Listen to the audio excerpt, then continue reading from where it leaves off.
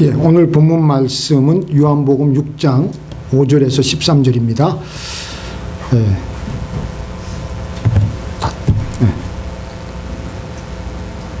예, 서로 교독하시겠습니다. 자, 오늘 하나님 말씀 서로 교독하시겠습니다.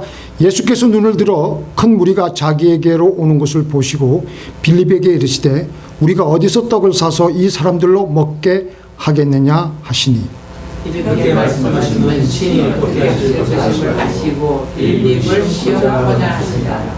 빌립이 대답하되 각 사람으로 조금씩 받게 할지라도 200데나리온의 떡이 부족하리이다. 제자 중 하나고 시몬 베드로에게 안드레에게 예수께 여짜오되 여기 한 아이가 있어 보리떡 5개와 물고기 2마리를 가졌나이다. 그러나 그것이 이 많은 사람에게 얼마나 되겠삼나이까. 예수께서 가라사대 이 사람들로 함께 하라 하신데 그곳에 잔디가 많은지라 사람들이 앉으니 수요가 묻은 데라. 예수께서 떡을 가져 축사하신 후에 앉은 자들에게 나눠주시고 고기도 그렇게 저희의 원대로 주시다. 저희가 베풀인 후에 예수께서 제자들에게 이르시되 남은 조각을 거두고 버리는 것이 없게 하라 하시므로 함께 읽겠습니다. 이에 거두니 보리떡 5개로 먹고 남은 조각이 12바구니에 찼더라. 아멘. 예, 오늘은 믿음의 씨앗이라는 제목으로 믿음의 씨앗이라는 제목으로 은혜를 나누고자 합니다. 그 시편 126편에 보면요, 조금 내려보세요. 시편 126편이 얘기 나올 겁니다. 제가 이거 오늘 이게 망가졌는데,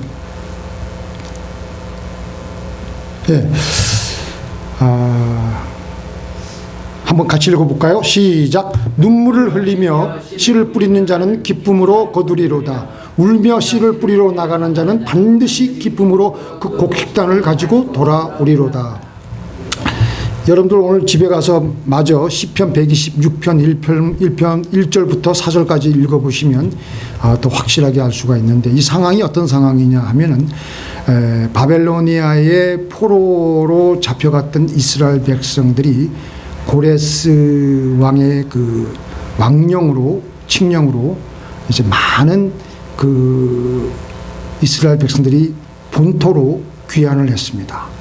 그런데 또 어떤 사람들은 본토로 가봤자 고생할 텐데, 벌써 그 당시에 가장 잘 살던 그 최고 문명의 그 페르시아에서 이 페르시아에서 그 적응이 됐기 때문에 그곳에 그냥 정착하는 사람들도 있었지만, 많은 유다인들이, 많은 이스라엘 백성들이 본토로 돌아왔습니다. 근데 본토로 돌아와 보니까 어떤 상황이었냐면, 성전은 다 파괴됐고 황폐화됐고 아무것도 남은 게 없어요. 아무것도. 거기서 새로 시작해야 되는 겁니다. 그동안 우리가 얼마나 많은 것을 시도했습니까? 많은 것을 했고 많은 것을 했지만 하나님께서는 바로 그런 우리의 심정이 이스라엘 백성들의 마음일 겁니다. 그때 서로 격려하면서 고국에 돌아와가지고 이 황폐하고 아무것도 없고 다 모든 것이 무너진 그 상태에서 서로 격려하면서 눈물을 흘리며 씨를 뿌리는 자는 기쁨으로 거둘 것이다. 우리 지금 너무 괴로운 거예요. 환경을 보면 너무 괴로운 거예요. 그래도 우리 씨를 뿌리자. 그래도 우리의 종자 씨앗을 우리가 가지고 있는 것을 그냥 그 창자의 그 모든 것을 다 짜내어서 하나님께 바치는 마음으로 이 밭에다가 이 땅에다가 우리가 할 것을 하고 심자. 바로 이게 시편 126편 5절 6절이에요. 우리는 하나님 앞에서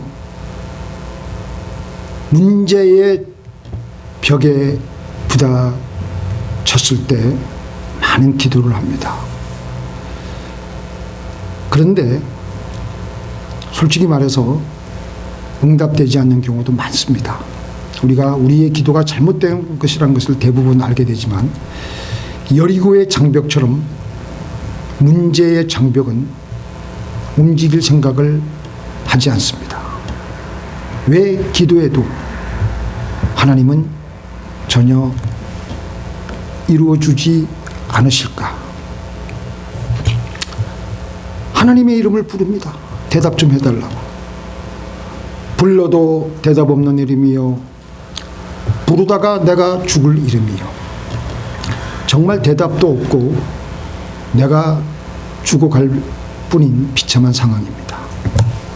기도해도 별 소용이 없고 하나님이 도와주지 않으니까 아무런 내 생활에 변화가 없고 내가 믿은 것 잘못되지 않았나? 내 신앙이 이거 무엇이 문제인가? 내 믿음, 지금까지 믿었던 믿음의 해이를 가질 때가 있었을 것입니다. 이럴 때 우리는 어떻게 해야 되겠습니까? 이런 상황에 대해서 좀 올려보세요. 이런 상황에 대해서 창세기 나올 겁니다. 창세기.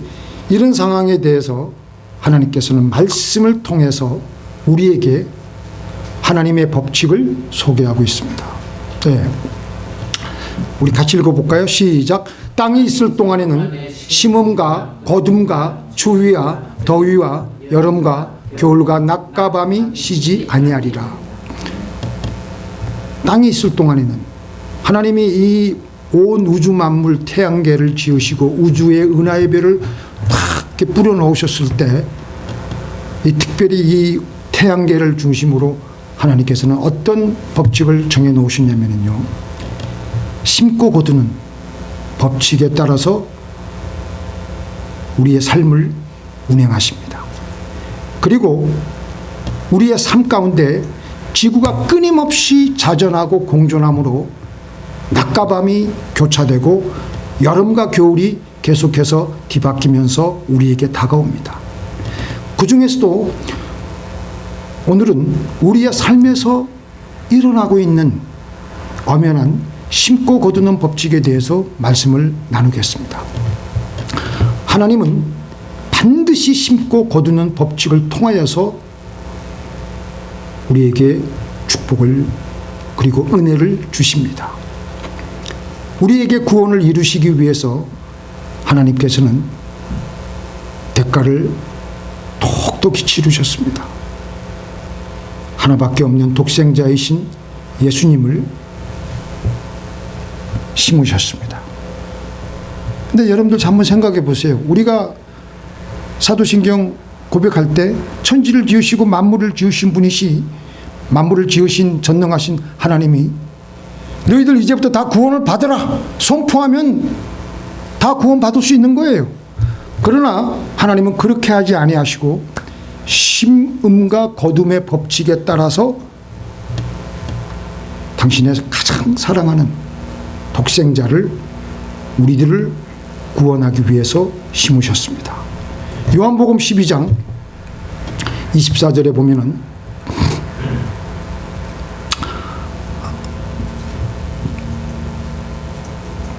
한 알의 밀알이, 같이 읽겠습니다. 한 알의 밀알이 땅에 떨어져 죽지 아니하면 한 알 그대로 있고 죽으면 많은 열매를 맺느니라. 하나님께서는 독생자 예수를 십자가의 제물로 드리며 먼저 심으셨습니다. 예수님은 십자가에서 가진 곤욕과 괴로움을 당하시면서 엘리 엘리 라마 사박다니, 하나님이여 하나님이여 어찌하여 나를 버리셨나이까, 처절하게 절규하시면서 죽어가셨습니다. 아버지 하나님은 그것을 가슴 아픈 심정으로 보고만 계셨습니다. 이렇게 하나님께서는 우리의 구원을 위해서 가장 사랑하는 독생자 예수님을 우리를 위해 심으셨습니다. 사실 하나님께서는 아까도 제가 말씀 올렸다시피 전지전능하신 분이시기 때문에 다 구원받아. 그러면 구원받는 거예요. 그런데 하나님은 그렇게 하지 않으셨습니다. 반드시 하나님께서는 심고 거둠의 법칙으로 우리의 삶이 펼쳐지게 하셨습니다. 반면에 마귀는 어떻게 했습니까? 심고 거두는 하나님의 법칙 대신 무조건 먼저 거두고 보라. 마귀가 예수님을 3번 시험할 때 3번 다 그랬지만 특별히 마지막 부분이 어땠었습니까? 40주 40야 금식하신 예수님께 다가와서 마귀가 높은 산에 예수님을 데리고 올라가서 천하만국의 영광을 보여주며 네가 내게 절하면 이 천하만국의 영광을 내가 다 주겠다. 사탄은 항상 먼저 결과부터 쉽게 얻으라고 합니다. 피땀 흘리지 말고 얻으라고 합니다.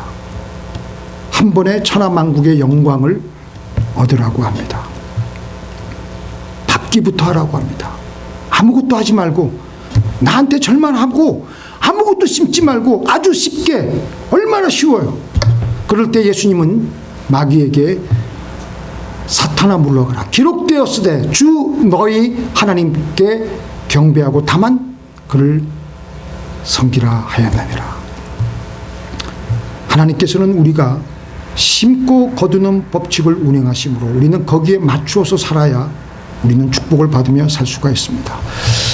이곳 캘리포니아에 제가 처음에 복권 제도가 도입될 때 제가 그때 학생 때였는데요. 복권에 당첨된 분들이 대부분 한 100명 중에 한 90명, 95명 이상은 복권에 당첨돼 가지고 안 받은 것이 오히려 더 나을 정도로 아주 안 좋아요. 뭐 여러분들 그 얘기 들으면 뭐 다, 예를 들어서 한 사람은 2002년 파워볼에 당첨됐는데요. 잭 위테이크라는 사람이 9천만 불을 당첨받았습니다. 9천만 불. 1억 불에 상당한 돈이에요. 1억 불이면 근데 이 사람이 원래 돈이 좀 있던 사람이었습니다. 송유관 건설업체 사장이었어요. 9천만 불이 갑자기 생기니까 당첨 금액, 그래도 이 사람이 교회 나가는 집사였던 것 같아요. 당첨 금액 11조를 떼가지고 하나님께 바치고 그동안 회사에 좀 어려움이 있어가지고 해고시켰던 그 일꾼들을 다시 복직시키고 그리고 돈이 많으니까 자선재단을 또 설립했어요. 그때까지는 아주 좋았어요. 잘했어요. 근데 얼마 가지 않아서 음주운전 그리고 남을 또 협박해가지고 또 그런 것들 때문에 체포가 되고 또 막대한 보상금을 거기서 물고 재단은 2년 만에 사라지고 회사는 복권 당첨 5년 만에 파산하고 아내와 이혼하고 외손녀는 마약 중독으로 사망했고요. 말년에 술과 담배에 의지하며 사는데 ABC 그 방송 인터뷰에서 이 분이 아주 중요한 말을 했습니다. 복권에 당첨된 것은 축복이 아니라 저주였다. 저는 이거 정말 이해를 못 하겠어요. 우리가 생각하기에는 얼마나 좋아요. 지금 당장 내 수중에 9천만 불, 2002년도에 9천만 불이라면 지금 시대에 한 2억 불, 3억 불 되는 돈입니다. 집사님 생각해 보세요. 집에 지금 내 수중에 9천만 불 생겼다 그러면 얼마나 돈이 많이 생기니까 얼마나 좋냐. 집도 사고 그 차도 사고 또 아이들 학비도 다 갚고 해결이 되고 내 인생 이제부터 탄탄대로 행복할 수 있는 그런. 근데 그건 우리 생각이고요. 그런데 이상하게 그게 우리에게는 결코 축복이 되지 않고 저주가 된다는 것입니다. 많은 석유 나는 나라에서 미국이나 서방 국가 몇 나라 제외하고는요, 석유의 저주가 있습니다. 석유의 저주. 석유가 나기 때문에 사람들이 일을 안 하고 게으름을 펴가지고 나라가 완전히 쫄딱 망하는 나라가, 그 중에 대표적인 나라가 베네수엘라예요. 그 나라는 아예 석유 위에 떠 있는 나라예요.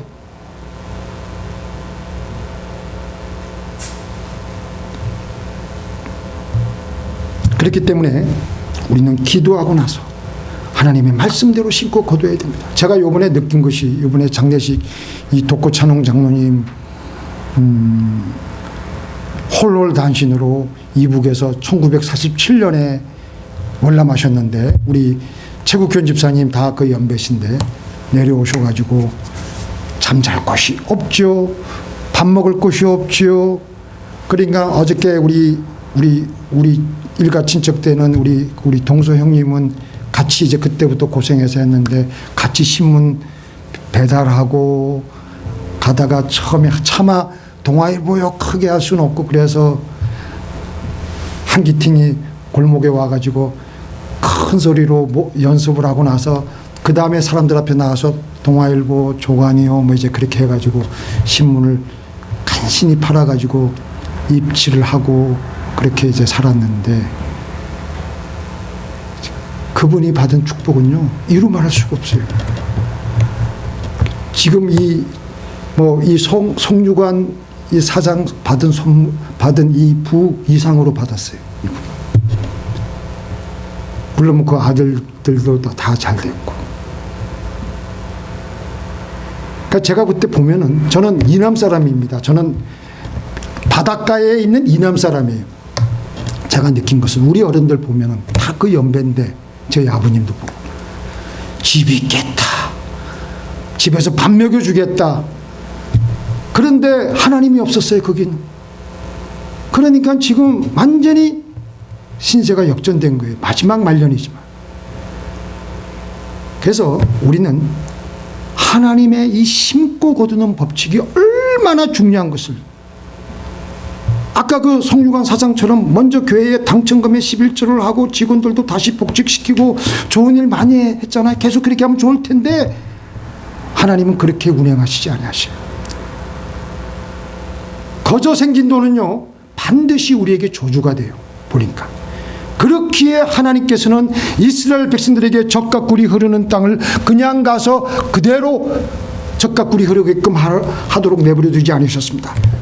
그 가나안 땅을 정복할 때도 여호수아가 얼마나 죽기 살기로 정말 죽음을 각오하고 싸웠어요.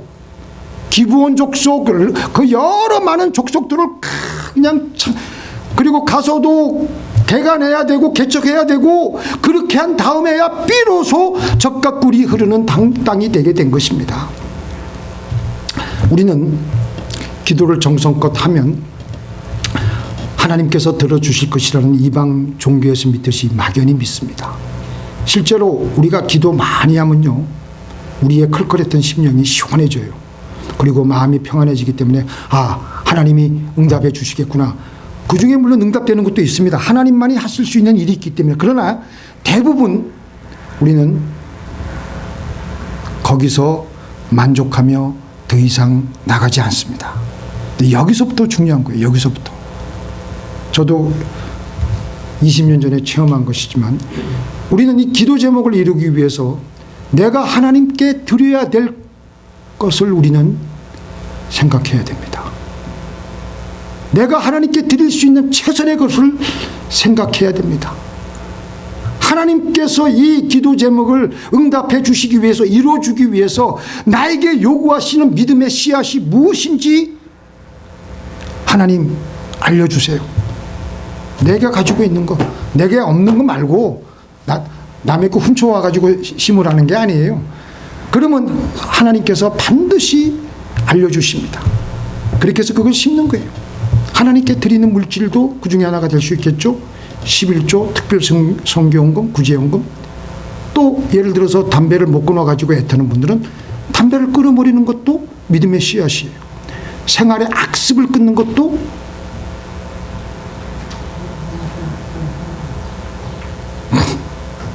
믿음의.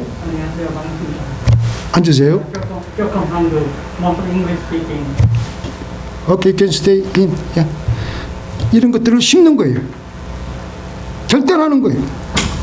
그래서 우리가 every worship, 예배 때마다 우리는 하나님께,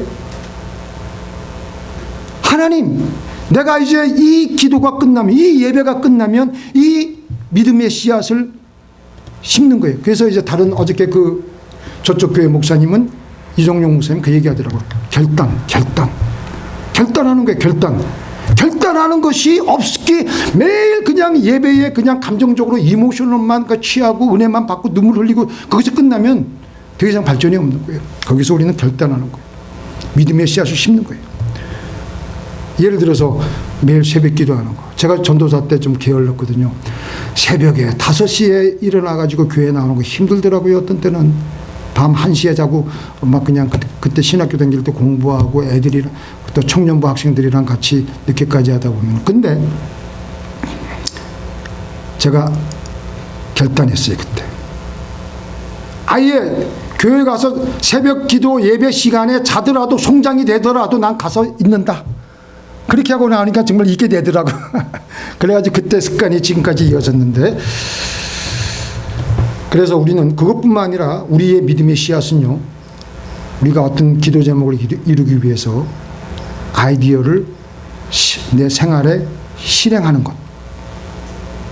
근데 이 모든 믿음의 씨앗은요, 하나님과 이웃을 사랑하는 동기가 반드시 담겨져 있어야 됩니다. 자, 여기서 중요한 것은 그럴 때 하나님과 나와는 어떤 언약의 관계에 들어가는 거예요. 하나님하고 나하고 내가 기도하면서 커비넌트를 맺는 거예요. 한국말로는 언약인데 커비넌트. 내가 먼저 하나님께 올려드리는 겁니다. 하나님, 내가 이것을 먼저 올려드리니 받아 주옵소서. 이루어 주옵소서. 먼저 이루어 주시면 이것을 내가 드리겠다는 것이 아니라, 그건 소원 기도가 아니라 이것은 먼저 우리가 프리페이드 하는 거예요. 프리페이드. 그렇기 때문에 하나님께서 이 언약 기도를, 언약의 이 커비넌트를 안 들어주실래요? 안 들어주실 수가 없는 거예요. 우리가 먼저 페이했기 때문에.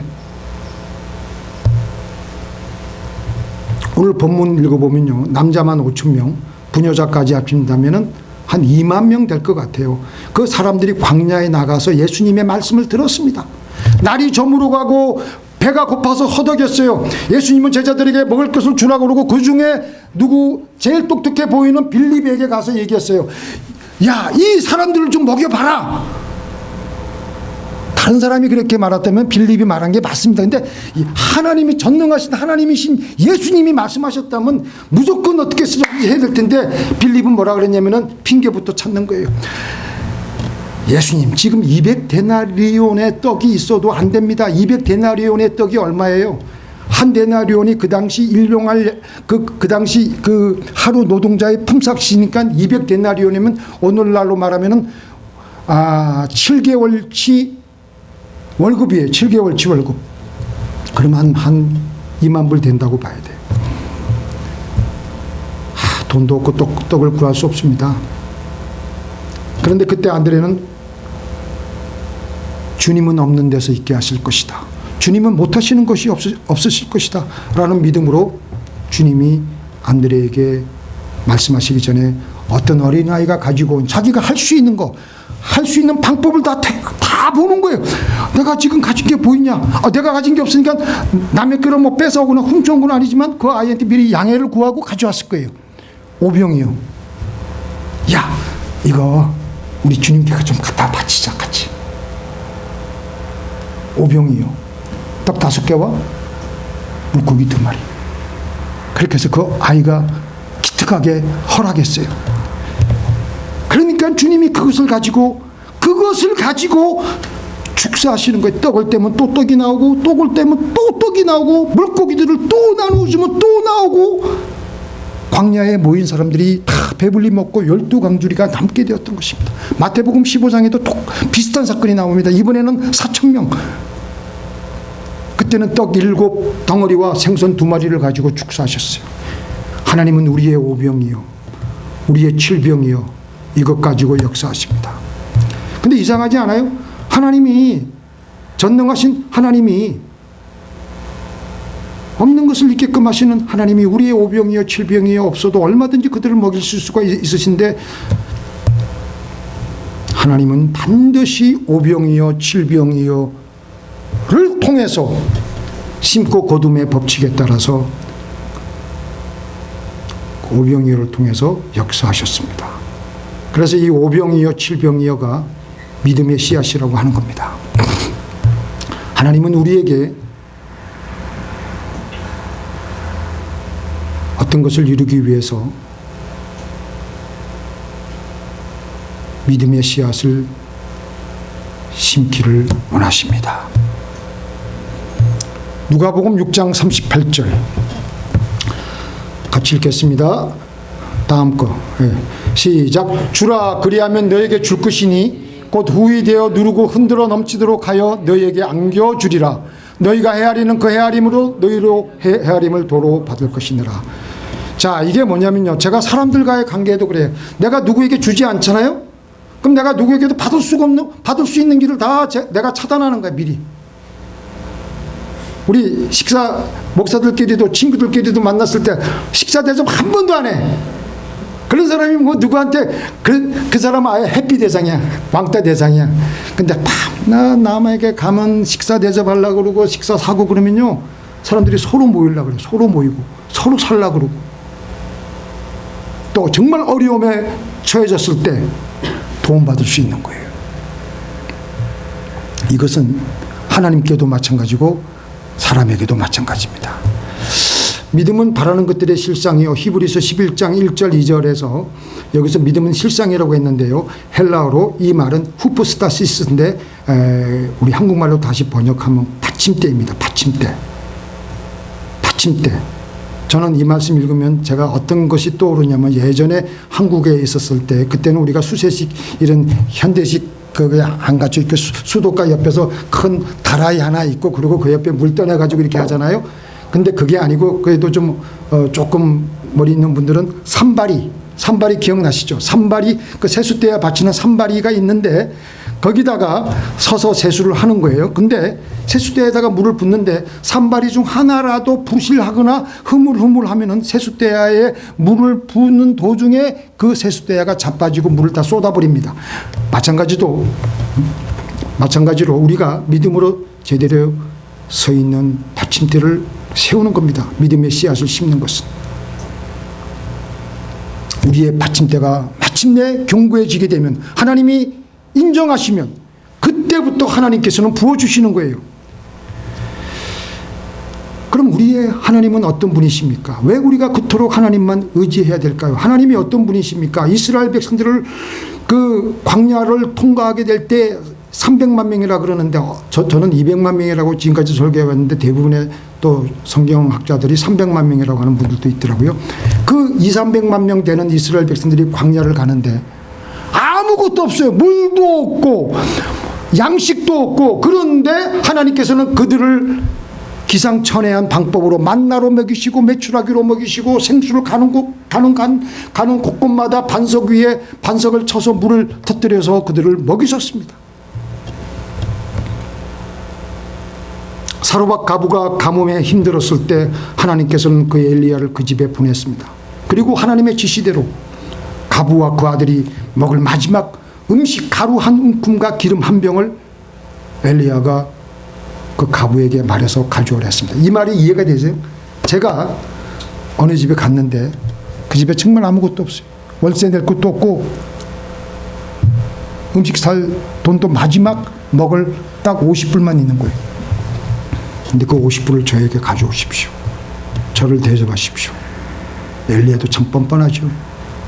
그런데 사르밧 가부는 하나님을 섬기는 마음으로 선지자를 그렇게 대접했습니다. 가뭄이 지속되는 동안에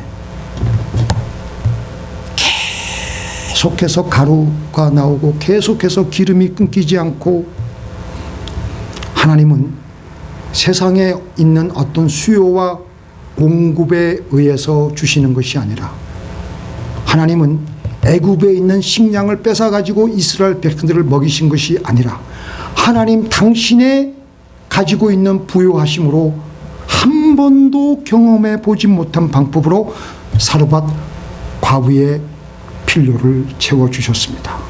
우리 예레미야 17장 5절부터 8절 한번 읽어보겠습니다.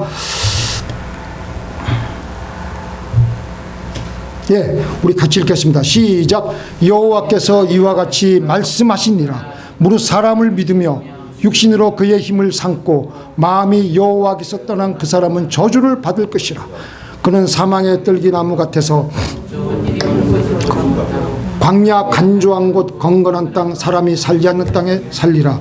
그러나 무릇 여호와를 의지하며 여호와를 그 사람은 복을 받을 것이라. 그는 물가에 심어진 나무가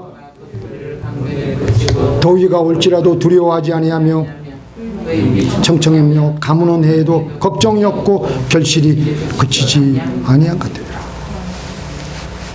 시편 1편 3절에도 그 말씀 나오죠. 시냇가에 심었으니까. 캘리포니아에 이렇게 가물어 가지고 온 호수가 지금 말라가고 있잖아요. 그런 상황이에요. 그래도 복된 사람은 시냇가에 심겨져 있기 때문에 계속해서 물을 공급받는 겁니다. 가물어도 여전히 잎은 청청한 겁니다. 바로 하나님을 의지하고 하나님 말씀대로 살아가는 사람에게는 바로 그러한 삶의 열매가 열린다는 것입니다. 그런데 우리가 이 사실을 믿지 않기 때문에 하나님께서는 그것을 깨닫게 하기 위해서 제가 이번 주 내내 저번 주부터 이 말씀 묵상했습니다. 예, 다음 말씀 신명기 8장 3절. 예, 같이 읽겠습니다. 시작. 너를 낮추시며 너를 줄이게 하시며 또 너도 알지 못하며 내 조상들도 알지 못하던 만나를 사람이 떡으로만 사는 것이 아니요 여호와의 입에서 나오는 모든 말씀으로 사는 줄을 내가 알게 하려 하십니다. 여러분들 새벽에 일어나셔가지고 이 말씀 한번 생각해 보세요. 왜 하나님이 나를 이렇게 어렵게 하실까? 왜 하나님이 나를 이렇게 낮추실까? 왜 하나님이 나를 이렇게 배가 고프게 양식을 안 주실까? 왜 이렇게 물질로 어려움을 겪게 하실까? 그 이유가 여기 있어요. 너도 알지 못하며 내 조상들도 알지 못하고 너도 알지 못하고 네 아버지도 모르고 네 할아버지도 몰랐던 기상천외한 방법으로 하나님의 방법으로 너를 살리신다는 것을 깨닫게 하기 위해서란다. 근데 그걸 우리가 우리의 이 부패한 부정한 심령에는 그걸 믿지 않으려고 항거하는 마음이 너무나도 가득해요. 안 믿어. 그런데 안 믿으면 안 믿을 때까지 하나님께서는 계속 우리를 강야에 내버려 두시는 거예요. 계속 낮추시고 짓밟히게 당하고 배고픔을 당하고 그래도 못 깨닫느냐. 그때서는 다 사람들이 마음이 가난해져 가지고 돌아오더라고. 예수님께로 돌아오더라고. 하나님께로 돌아오더라고. 기가 막힌 방법으로 없는 것을 있게 하시고 하늘에서 만나를 내리시고 다른 데에 있는 메추라기 떼를 광야로 바람을 불게 해가지고 몰아서 기상천외한 방법으로 그들을 먹이시고 입히시고 살리시는 하나님이 우리의 하나님이시라는 것을 깨닫게 하시기 위해서. 그런데도 못 깨달으면 할 수 없는 거예요. 야고보서 2장 18절 같이 읽겠습니다. 혹이 가로되 너는 믿음이 있고 나는 행함이 있으니 행함이 없는 내 믿음을 내게 보이라. 나는 행함으로 내 믿음을 내게 보이리라. 야고보 사도가 이렇게 얘기했어요. 우리가 믿음이 마음에만 있는 것만 믿음이 아니에요. 우리의 믿음은 우리 안에 있는 마음에 강력하게 믿는 디자이어도 믿음이지만 우리 안에 우리 밖에서 그 행하는 것도 행위도 믿음이에요. 바로 그 야고보서가 바로 그걸 얘기하는 거예요.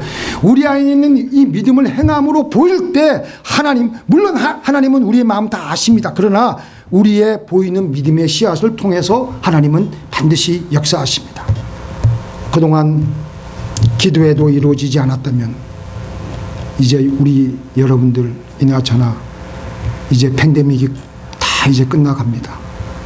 이제부터 아까 이스라엘 백성들이 눈물을 흘리며 씨를 뿌리는 심정으로 서로 격려하며 우리 교회 성전을 다시 세우기 위해서 씨앗을 뿌리십시다. 내가 심는 것이 너무나도 작아서 내가 소원하는 것이 너무 크고 그래서 도저히 내가 심는 것은 하고 비교하면 이게 상대가 안 되기 때문에 아닙니다. 하나님의 손에만 들려지기만 하면 아무리 작다고 하더라도 이루어집니다. 일단 시작하는 것이 어렵지만 시작하면 하나님은 기상천외한 천천회하게 역사하실 것입니다. 아멘. 잠깐 기도하시겠습니다. 전능하신 하나님,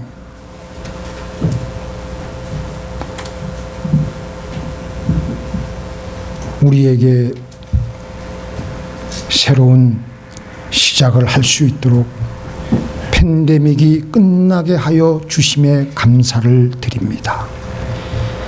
이스라엘 백성들이 고토로 돌아와서 이제 새로운 시작을 하는데 너무나도 환경은 절망이고 황폐화되어 있습니다. 어디서부터 손을 대야 될지 모르는 그러나 그들은 서로 격려하며 눈물을 흘려가며 씨를 뿌리기로 결심했습니다. 아버지 하나님, 우리가 이제 팬데믹이 끝나서 새로이 우리 교회를 시작하려고 합니다. 하나님, 우리에게 주어진 믿음의 씨앗을 심기를 원합니다. 하나님, 함께하여 주시고 역사하여 주시고 은혜를 더하여 주시옵소서. 예수님의 이름으로 기도를 드리옵나이다.